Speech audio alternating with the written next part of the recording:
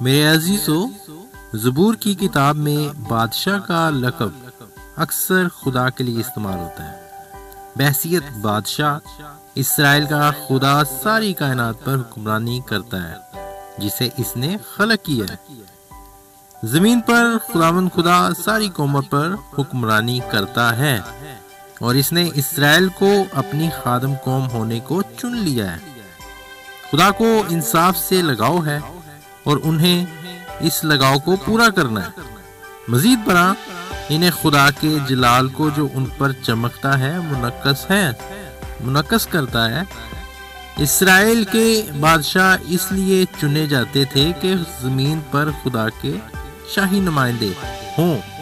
ان کا فرض تھا کہ خدا کے احکام کی فرما برداری کریں اور عدل و انصاف سے حکومت کریں، کاہنوں کی حوصلہ افزائی کریں، معقول عبادت کو قائم رکھیں اور ملک اور قوم کو دشمنوں سے محفوظ رکھنے کے لیے خدا کی مدد کے لیے طالب رہیں۔